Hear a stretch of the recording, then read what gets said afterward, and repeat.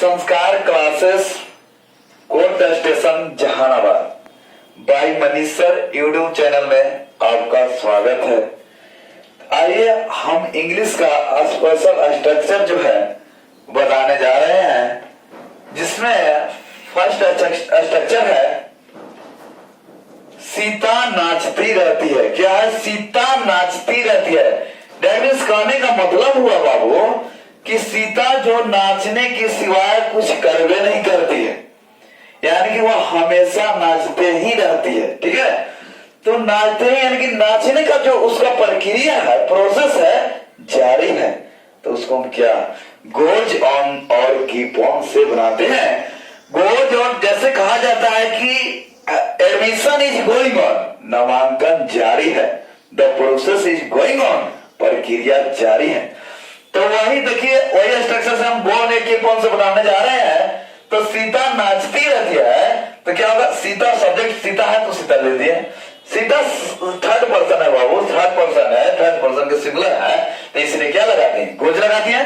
तो Sita goes on dancing, या दूसरा मेथड से भी बना सकते हैं। गोज ऑन मैंने कहेंगे गोज ऑन मैंने क्या कीप ऑन मैंने जारी रखना होता है, यानी कि नाचने की काम जो है जारी है। ठीक है, तो सीता कीप्स ऑन डांसिंग, यानी कि सीता क्या करती है? सीता नाचती, कीप्स ऑन में भी होता है जारी रखना, यानी कि सीता क्योंकि सीता जो है थर्ड पर्सन का सिंगुलर है, इसलिए क्या लगा? कीप्स लगा, कीप्स ऑन डांसिंग। चलिए हम एक स्ट्रक्चर बनाने जा रहे हैं। इसका अफर्मेटिव स्ट्रक्चर है। अफर्मेटिव स्ट्रक्चर का S1 कहने से मतलब हुआ बाबू कि सब्जेक्ट फर्स्ट पर्सन, S2 कहने से मतलब हुआ S2 कहने से सब्जेक्ट सेकंड पर्सन, और S3 का प्लूरल दैट मींस कहने का मतलब कि दे हो गया और बॉयज हो गया, गर्ल्स हो गया। ठीक है, ये सब क्या है? प्लूरल है। ठीक है ना? तो आइए अब हम देखें कि हो गया, इसके बाद हो गया V4, यानी कि वर्ब 4। ठीक है ना?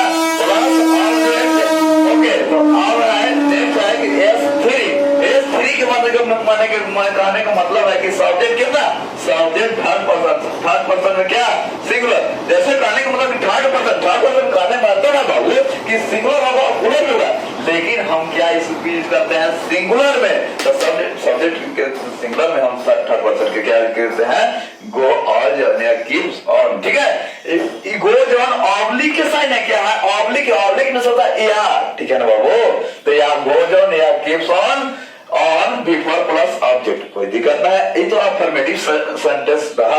नेक्स्ट है आपको निगेटिव सेंटेंस। आइए, तो निगेटिव सेंटेंस क्या हुआ? सब्जेक्ट प्लस डू या does plus not plus go on या keep on plus before plus object. Okay, तो जैसे एक एग्जांपल है कि वह नहीं पढ़ता रहता है, तो वह नहीं पढ़ता रहता है बाबू, तो वह नहीं पढ़ता रहा। हाँ, तो ही वह जो है इंडिकेट कर रहा है कि मेल। ठीक है, male that means Y indicate रहा है, इसलिए क्या होगा? ही। क्योंकि जब लड़की रहती है तो सी यूज करते हैं, लेकिन लड़का है, मेल इंडिकेट कर रहा है, तो इसे ही होगा। अब देखिए, ही तो हमने सब्जेक्ट तो लिख दिया, लेकिन कह रहा है कि डू या डज, दोनों में से। तो अब हम ही के अनुसार अकॉर्डिंग टू सब्जेक्ट के अनुसार क्या लगेंगे? डज लगेंगे। तो क्या होगा?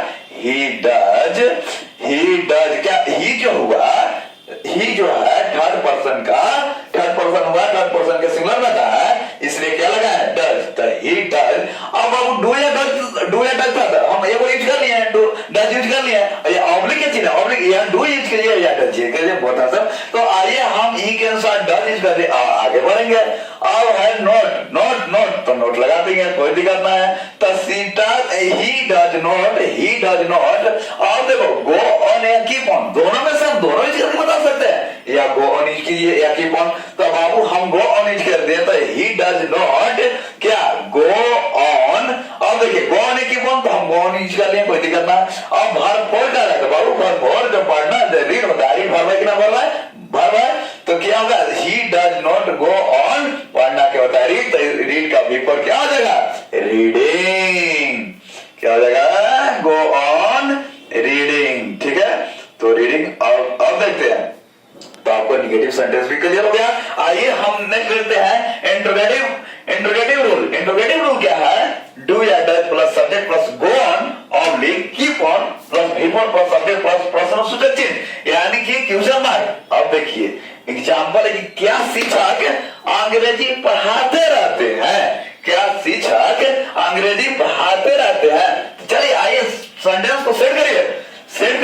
क्या शिक्षक अंग्रेजी पढ़ाते रहते हैं, पहले कहता है कि डू या does according to subject, subject के अनुसार हम डू या डज के कुछ करेंगे। तो हम सब्जेक्ट पकड़ेंगे, क्या पकड़ेंगे, टीचर, यानी कि टीचर सब्जेक्ट हुआ कि ना हुआ, तो हम टीचर के अनुसार डू या डज, तो आता है डज, क्योंकि टीचर जो है थर्ड पर्सन के सिंगुलर के साथ क्या लगे, तो क्या हो जाएगा, does the teacher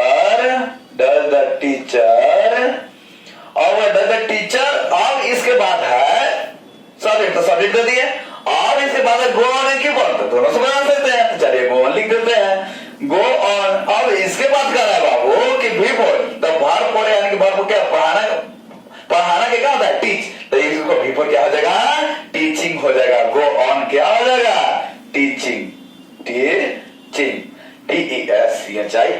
okay, last में क्या होगा, क्वेश्चन मार्क। ओके, अब हम लास्ट चलते हैं क्वेश्चन मार्क और क्वेश्चन वर्ड्स रूल।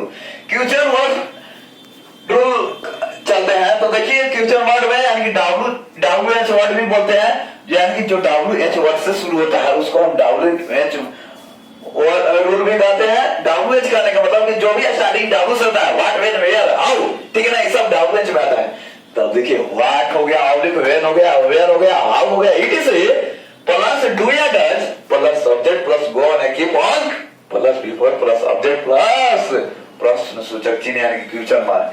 तो आइए एक सेंटेंस है बाबू कि वह कब हंसता रहता है, वह कब हंसता, अरे तो उसको हंसने की तो प्रक्रिया जारी है बाबू, तो कब हंसते रहता है, वह कब हंसते रहता है, तो कब हंसते रहता है। तो आप देखो हमको कहा है कि व्हाट, व्हेन, वेयर में से पूछ ले ना यार, तो कब इंग्लिश क्या होता है, अरे कब के क्या होता है, अरे व्हेन होता है कि ना होता है, चलिए तब व्हेन लिख देंगे। अब इसके बाद हम डू या डन, तो अकॉर्डिंग टू सब्जेक्ट, सब्जेक्ट के अनुसार हम क्या यूज करेंगे, सब्जेक्ट मेरा वह है तो हंसता रहता है, यानी कि मेल है, लड़का है, लड़का हंसता रहता है, जाहिर सी बात है कि लड़का क्या होता है, हंसते रहता है। आप देखो व्हेन, आप देखो अब क्या होगा, व्हेन के बाद क्या होगा, अकॉर्डिंग टू सब्जेक्ट डज हो गया था, व्हेन डज, अब ही, व्हेन डज ही, अब सब्जेक्ट मत क्या होगा, गो ऑन की कीमत, अरे बाबू गो ऑन की कीमत दोनों लिख सकते हैं, तो हम लिख रहे हैं डज ही गो ऑन। अब देखिए बिफोर यानी कि वर्ब, यानी कि लाफ के बिफोर क्या हो जाएगा, laughing, go on laughing, LAUGHING laughing. और लास्ट हम क्या लिखेंगे, क्वेश्चन मार्क लिख देंगे, ठीक है ना। तो ये आपका मेरा फर्स्ट स्पेशल स्ट्रक्चर खत्म होता है। चलिए वॉचिंग फॉर वीडियो, मिलते हैं नेक्स्ट वीडियो में।